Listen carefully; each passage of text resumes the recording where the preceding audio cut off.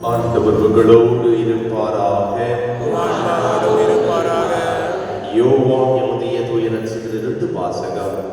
ஆண்டவரே மாட்சி உமக்கே. அக்காலத்தில் பெத்தானியாவில் வாழ்ந்து வந்த லாசர் என்னும் ஒருவர் நோயிற்றிருந்தார்.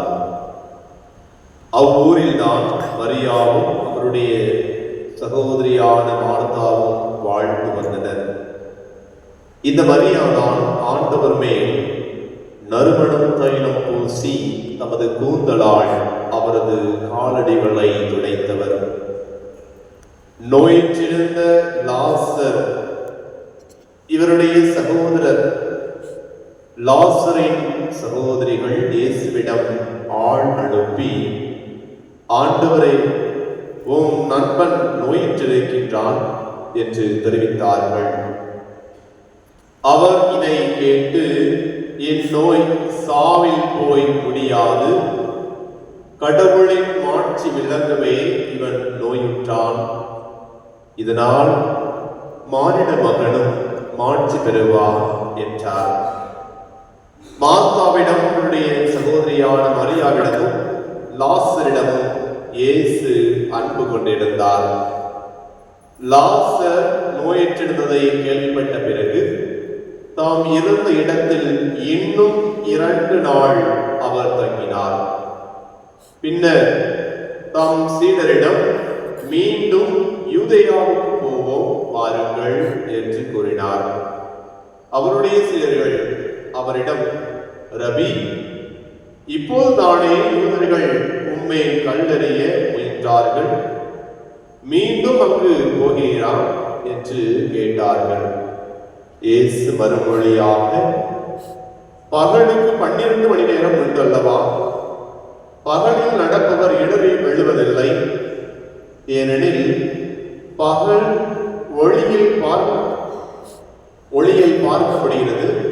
ஆனால் இரவில் நடப்பவர் இடரில் விழுவார், ஏனெனில் அப்போது ஒளி இல்லை என்றார். இவ்வாறு கூறிய பின், நம் நண்பர் லாசர் தூங்குகிறான், நான் அவனை எழுப்பி விடுவதற்காக போகிறேன் என்றார். அவருடைய சீடர் அவரிடம், ஆண்டவரே, அவர் தூங்கினால் நலமடைவார் என்றனர். இயேசு அவருடைய சாவை குறிப்பிட்டே இவ்வாறு சொன்னார். வெறும் தூக்கத்தையே அவர் குறிப்பிட்டதாக அவர்கள் நினைத்தார்கள். அப்போது இயேசு அவர்களிடம், லாசர் இறந்து விட்டான் என்று வெளிப்படையாக சொல்லிவிட்டு, நான் அங்கு இல்லாமல் போனது பற்றி உங்கள் பொருட்டு மகிழ்கிறேன். ஏனெனில் நீங்கள் என்னை நம்புவதற்கு இது ஒரு வாய்ப்பாகிறது. அவரிடம் போவோம் வாருங்கள் என்றார். திடீர் என்னும் தோமா தம் உடன் சீடரிடம், நாமும் செல்வோம், அவரோடு இறப்போம் என்றார். இயேசு அங்கு வந்தபோது லாசரை கல்லறையில் வைத்து ஏற்கனவே 4 நாள் ஆயிற்று. பெத்தனியா எருசலேமுக்கு அருகில் ஏறக்குறைய 3 கிலோமீட்டர் தொலைவில் இருந்தது. சகோதரர் இறந்ததால் மார்த்தா, மரியா இவர்களுக்கு ஆறுதல் சொல்ல பலர் அங்கே வந்தனர். இயேசு வந்து கொண்டிருக்கின்றார் என்று கேள்விப்பட்டதும் மார்த்தா அவரை எதிர்கொண்டு சென்றார். மரியா வீட்டில் இருந்து விட்டார். மார்த்தா இயேசுவை நோக்கி, ஆண்டவரே, நீ இங்கே இருந்திருந்தால் என் சகோதரன் இறந்திருக்க மாட்டான். இப்போது கூட நீர் கடவுளிடம் கேட்பதையெல்லாம் அவர் உமக்கு கொடுப்பார் என்பது எனக்கு தெரியும் என்றார். இயேசு அவரிடம், உன் சகோதரன் உயிர் தெழுவான் என்றார். மார்த்தா அவரிடம், இறுதி நாள் உயிர்த்தெழுதலின் போது அவனும் உயிர் தழுவான் என்பது எனக்கு தெரியும் என்றார்.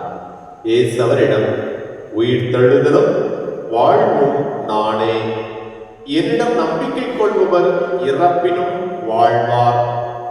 உயிரோடு இருக்கும் போது என்னிடம் நம்பிக்கை கொள்ளும் எவரும் என்றுமே சாக மாட்டார். இதை நம்புகிறாயா என்று கேட்டார். மார்த்தா அவரிடம், ஆம் ஆண்டவரே, நீரே மெசியா, நீரே இறைமகன், நீரே உலகிற்கு வரவிருந்தவர் என நம்புகிறேன் என்றார். இவ்வாறு சொன்ன பின் மார்த்தா தம் சகோதரியான மரியாவை கூப்பிட சென்றார். அவரிடம், போதகர் வந்துவிட்டார், உன்னை அழைக்கிறார் என்று காதோடு காதாய் சொன்னார். இதை கேட்டதும் மரியா விரைந்தெழுந்து இயேசுவிடம் சென்றார். இயேசு அதுவரையிலும் ஊருக்குள் வரவில்லை. மார்த்தா தம்மை சந்தித்த இடத்திலே இன்னும் இருந்தார். வீட்டில் மரியாவுக்கு ஆறுதல் சொல்லிக் கொண்டிருந்த யூதர்கள் அவர் விரைந்து எழுந்து வெளியே செல்வதை கண்டு அவர் அழுவதற்காக கல்லறைக்கு போகிறார் என்று எண்ணி அவர் பின்னே சென்றார்கள். இயேசு இருந்த இடத்திற்கு மரியா வந்து அவரை கண்டதும் அவர் காலில் விழுந்து, ஆண்டவரே, நீர் இங்கே இருந்திருந்தால் என் சகோதரன் இறந்திருக்க மாட்டான் என்றார். மரியா அழுவதையும் அவரோடு வந்த யூதர்கள் அழுவதையும் கண்டபோது இயேசு உள்ளம் குமுறி கலங்கி, அவனை எங்கே வைத்திருக்கிறீர்கள் என்று கேட்டார். அவர்கள் அவரிடம், ஆண்டவரே, வந்து பாரும் என்றார்கள். அப்போது இயேசு கண்ணீர் விட்டு அழுதார். அதை கண்ட யூதர்கள், பாருங்கள், லாசர் மேல் இவருக்கு எத்தனை அன்பு என்று பேசிக் கொண்டார்கள். ஆனால் அவர்களுள் சிலர், பார்வையற்றவருக்கு பார்வையளித்த இவரை சாகாமல் இருக்க செய்ய இயலவில்லையா என்று கேட்டனர். இயேசு மீண்டும் உள்ளம் குமுறியவராய் கல்லறைக்கு அருகில் சென்றார். அது ஒரு குகை, அதை ஒரு கல் மூடி இருந்தது. கல்லை அகற்றிவிடுங்கள் என்றார் இயேசு. இறந்து போனவரின் சகோதரியான மார்த்தா அவரிடம், ஆண்டவரே, 4 நாள் ஆயிற்று, நாற்றம் அடிக்குவேன் என்றார். இயேசு அவரிடம், நீ நம்பினால் கடவுளின் ஆட்சியை காண்பாய் என நான் உன்னிடம் கூறவில்லையா என்று கேட்டார். அப்போது அவர்கள் கல்லை அகற்றினார்கள். இயேசு அண்ணார்ந்து பார்த்து, தந்தையே, நீர் என் வேண்டுதலுக்கு செவிசாய்த்ததற்காக உமக்கு நன்றி கூறுகின்றேன். நீர் எப்போதும் என் வேண்டுதலுக்கு செவிசாய்க்கின்றேன் என்பது எனக்கு தெரியும். எனினும் நீரே அனுப்பினீர் என்று சூழ்ந்து நிற்கும் இக்கூட்டம் நம்பும் பொருட்டே இப்படி சொன்னேன் என்று கூறினார். இவ்வாறு சொன்ன பின் இயேசு உரத்த குரலில், லாசரே, வெளியே வா என்று கூப்பிட்டார். இறந்தவர் உயிரோடு வெளியே வந்தார். அவருடைய கால்களும் கைகளும் துணியால் சுற்றப்பட்டிருந்தன. முகத்தில் துணி சுற்றப்பட்டிருந்தது. கட்டுகளை அவிழ்த்து அவனை போகவிடுங்கள் என்று இயேசு அவரிடம் கூறினார். மரியாவிடம் வந்திருந்த யூதர் பலர் இயேசு செய்ததை கண்டு அவரை நம்பினர். ஆண்டவரே, அருள்வார். கிறிஸ்துவே, உமக்கு புகழ். ஆண்டவர் இயேசு கிறிஸ்துவில் மிகவும் பிரியமுள்ள சகோதர சகோதரிகளே, இதைய நற்செய்தி வாசகத்தை என்ன நிகழ்ந்தது என்று யாரிடம் கேட்டாலுமே பதில் உடனே வரும். ஃபார் எக்ஸாம்பிள், நீங்க எந்த நற்செய்தி வாசகம் அடுத்த வாசகம் சொல்லி வாசகம் கேட்கிறேன். என்ன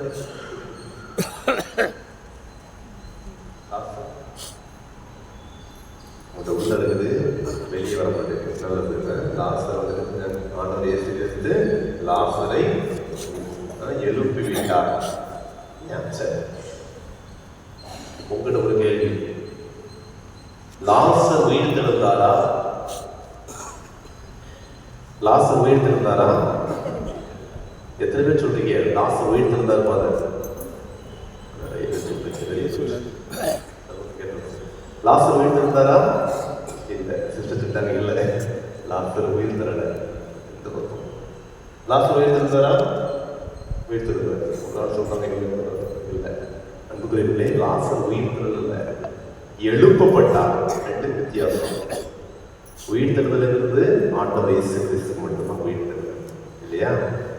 தன்னை ஆண்டவர் இயேசு கிறிஸ்து இறந்து உயிர்த்தெழுந்தார். லாசர் என்ன பண்ணாரு? எழுப்பப்பட்டார். ரொம்ப முக்கியம். லாசர் ஆண்டவர் இயேசு கிறிஸ்துவின் வார்த்தையினால் எழுப்பப்பட்டார் என்பதுதான் அந்த உயிர்த்தெழுதலுக்கும் எழுப்பப்பட்டதுக்கும் நிறைய வித்தியாசம். சரிங்களா? புதியவர்களே, இந்த முதல் வாசகத்தை பார்க்கின்ற பொழுது இந்த முதல் வாசகம் எசேக்கியேல் இறைவாக்கினர் எடுக்கப்பட்டது. எசேக்கியேல் இறைவாக்கினர், அந்த எசேக்கியேல் இறைவாக்கினர் அப்படியே அந்த உள்ளர்ந்த எலும்புகளில் பள்ளத்தாக்கம் அப்படி நடந்து போய்கிட்டே இருப்பாரு. அப்போ கடவுளுடைய தூதர் எசேக்கியேல் இறைவாக்கினர் கேட்பாங்க, நீ என்ன பார்க்குறாங்க? என்ன பார்க்குறா? உயிரற்ற எலும்புகளை பார்க்கின்றேன். இந்த உயிரற்ற எலும்புகளுக்கு உயிர் வரும் என்பதை நம்புகிறாயா என்று கேட்ட உடனே உம்மானுடைய ஆண்டவரே என்று சொல்றாங்க. உடனே அந்த உயிர் தெழுதலை, அந்த மீண்டும் உயிர் பெறுவதை பார்க்கின்றோம். அந்த உள்ளிருந்த எலும்புகள் எல்லாம் மீண்டும் உயிர் பெறுவதை பார்க்கின்றோம். இன்றைய முதல் வாசகம். இதே நற்செய்தி, இன்னைக்கு நற்செய்தி வாசகம் போவதற்கு முன்னால இன்றைய திருப்பாடல் ஆசிரியர், திருப்பாடல் 130 அதிகாரம் 1ஆம் வசனம் இவ்வாறு நமக்கு கூறப்படுகிறது. ஆண்டவரே, ஆழ்ந்த துயரத்தில் இருக்கும் நான் என்ன செய்வேன்? உம்மை நோக்கி மன்றாடுகிறேன். ஆண்டவரே, என் மன்றாட்டுகளுக்கு என்ன செய்யுங்க? சரி சாய்ங்க. ஆண்டவரே, நான் ரொம்ப கவலையோடு இருக்கேன், கண்ணீரோடு இருக்கேன், கண்ணீரோடு வந்து உம்மை நோக்கி மன்றாடி கொண்டு இருக்கின்றேன். என்னுடைய மன்றாட்டுக்கு என்ன செய்யுங்க? செவி சாயுங்கள். கடவுள் செவி சாய்கின்றார். நீதியோடும் நேர்மையோடும் வாழ்வனுடைய மன்றாட்டுகளுக்கு கடவுள் கண்டிப்பாக செவி சாய்கின்றார். அது மட்டுமில்லாமல் இன்றைய திருப்பாடல் 130 அதிகாரம் 2ஆம் வசனத்திற்கு வரப்படுகிறது. ஆண்டவரே, என் மன்றாட்டுகளுக்கு செவி சாய்த்திரடும், என் விண்ணப்ப குரலை உம்முடைய செவிகள் கவனத்துடன் கேட்கட்டும். ஆண்டவரே, நீ என் குற்றங்களை மனதில் கொண்டிருந்தால் முடியும், யார்தான் இந்த உலகத்தில் நினைத்து நிற்க முடியும்? தவக்காலத்துல சில நேரம் நாம் இப்படிதான் முடிஞ்சோம். ஆண்டவரே, இந்த வருடத்தில் நான் செய்த அனைத்து பாவங்களையும் மன்னித்து ஏற்றுக்கொள்ளும். உம்முடைய பாடுகளை தியானிக்கின்ற பொழுது என்னுடைய குடும்பங்களில் இருக்கின்ற பிரச்சனைகளை, வேதனைகளை அனைத்தையும் நீ எவ்வாறு சிலுவையை சுமந்து கொண்டு கல்வாரி வளைவுக்கு சென்று நடந்து சென்றீரோ, அதே போல என்னுடைய குடும்பத்தில் இருக்கின்ற பாரங்களை, சுமைகளை, கண்ணீரை, கவலைகளை அனைத்தையும் மகிழ்ச்சியோடு சுமந்து மன துணிவோடு கடைசி இறை வாழ்வை அல்லது இறைவனுடைய திட்டத்தை நிறைவேற்ற எனக்கு தைரியம் புரியும், எனக்கு ஆற்றல் கொடும் என்ற நம்பிக்கையோடு சில நேரமுடைய ஜெபங்கள் இருக்கலாம். இன்னைக்கு அத்தனை பேருக்கும் இறைவன் கூறுவது, நான் உங்களோடு இருக்கின்றேன், நீ என்னை விசுவசிக்கின்றாயா? என்னை பெத்தனியாவில் மரியாவுக்கும் மார்த்தாவுக்கும் சொல்லக்கூடிய அதே வார்த்தை, நீ இது என்னால் முடியும் என்பதை நம்புகின்றாயா? உன்னுடைய குடும்பத்தில் உன்னுடைய கண்ணீர்கள் அனைத்து மாறும், உன்னுடைய குடும்பத்தில் சமாதானம் நிலவும், உன்னுடைய பிரச்சனைகள் முழுமையாக மாறும் என்பதை நீ விசுவாசிக்கின்றாயா என்பதைத்தான் இறைவன் ஒவ்வொருவரிடமும் கேட்கின்றார். மரியாவும் மார்த்தாவும் முதலில் கலக்கத்தோடு இருந்தார்கள். இறுதியாக கூறுவது, ஆண்டவரை நான் நம்புகிறேன் என்கின்றார். அவருடைய சகோதரனை எழுந்து விடுவதை பார்க்கின்றோம். அதே போல நாம் யாரெல்லாம் இறைவனின் முழுமையான விசுவாசத்தையும் நம்பிக்கை வைக்கின்றோமோ அவர்கள் அனைவரையும் அவருடைய பிரச்சனைகளை தீர்வினை இறைவன் கொடுப்பார். அதே போல அந்த பிரச்சனைகள் எல்லாம் தாங்கிக் கொள்கின்ற சக்தியை, ஆற்றலையும் இறைவன் கொடுத்துக் கொண்டிருக்கின்றார், கொடுப்பார் என்பதை தான் நாம் விசுவசிக்க இந்த துவக்காலம் 5ஆம் வாரம் ஒவ்வொருவருமே நடக்கிறது. அன்புள்ளே, இந்த நற்செய்தி வாசகம் மிகப்பெரிய நற்செய்தி வாசகமாக இருக்கிறது. அதில் 3 வார்த்தை மட்டும் நாம் எடுத்துக்கொள்வோம். முதலாவதாக ஆண்டவர் இயேசு கிறிஸ்து அந்த லாசருடைய கல்லறைக்கு செல்லுகின்றார். அதுக்கு முன்னால் நிறைய நடக்குது, அதெல்லாம் விட்டுருங்க. அந்த கல்லறைக்கு பக்கத்துல போன உடனே மரியா, மார்த்தா, எல்லாரும் ஊர்காரங்க எல்லாருமே சூழ்ந்து நிற்கிறாங்க. ஆண்டவர் இயேசு கிறிஸ்து முதல் அவர்கள் எல்லாருடையும் ஒரே ஒரு வார்த்தை சொன்னாரு. என்ன வார்த்தை சொன்னாரு?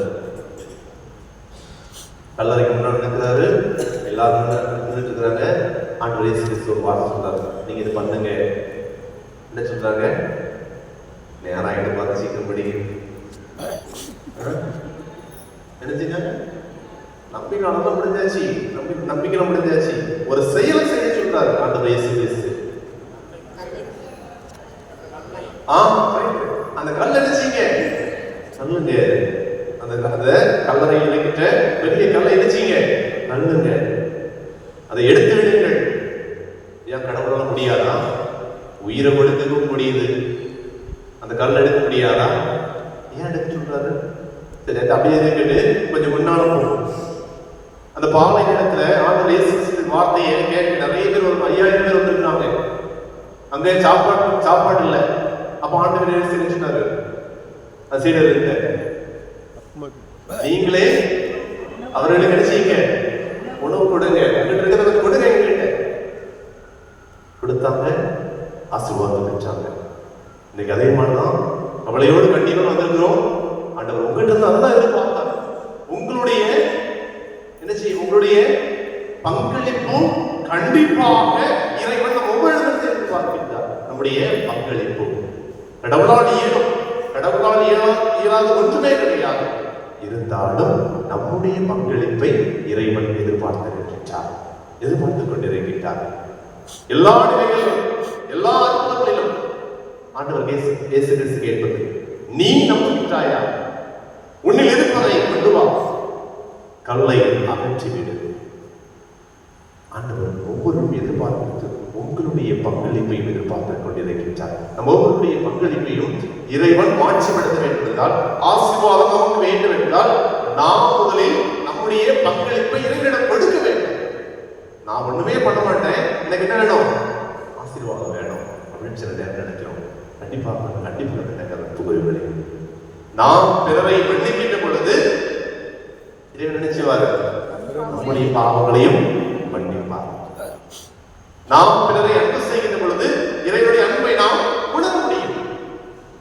நாம் பிறரை ஏற்றுக்கொள்கின்ற பொழுது இறைவனுடைய ஏற்பை நாம் அறிய முடியும். இதுதான் முதல் செய்தியாக இதைய நற்செய்தி வாசகர் தெளிவுபடுகிறது. நம்முடைய பங்களிப்பு இறைவனுடைய ஆசீர்வாதத்தை பெறக்கூடிய வேண்டும் என்றால், நம்முடைய பங்களிப்பு நாம் ஒரு ஸ்டெப் எடுத்தோம் அப்படின்னா கடவுள் எந்த ஸ்டெப் எடுப்பாங்க? 1000 ஸ்டெப் எடுப்பாங்க. நாம் ஆண்டவருடைய பணியை நம்முடைய குடும்பத்தில் செய்ய தயாராக இருக்கின்றன, முன்வருகின்றன. நாம சொல்லி பார்ப்போம். இரண்டாவது ஒரு வார்த்தை சொல்றாரு. என்ன வார்த்தை சொல்றாரு? லாசரே வெளியே வா. இறந்து கிடக்கிறார். எல்லாரும் சொல்றாங்க, ஆண்டவர் 4 நாள் ஆயிடுச்சு. அது நான்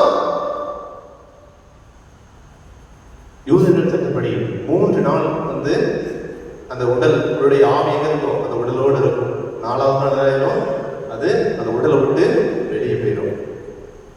ஆனா அந்த உடலை விட்டு வெளியே போன ஆவியை ஆண்டவர் இயேசு கிறிஸ்து அழைக்கின்றார். லாசரே வெளியே வா. இன்னைக்கு நம்ம ஒவ்வொருவரையும் பெயர் சொல்லி அழைக்கின்றார். என் அன்பு மகனே, என் அன்பு மகளே, இந்த உலக ஆசையிலிருந்து, உன்னுடைய பாவ நிலையிலிருந்து நினைச்சினோம், வெளியே வா. உன்னுடைய குரலை கேட்டு வெளியே வர நான் தயாராக இருக்கின்றேன்.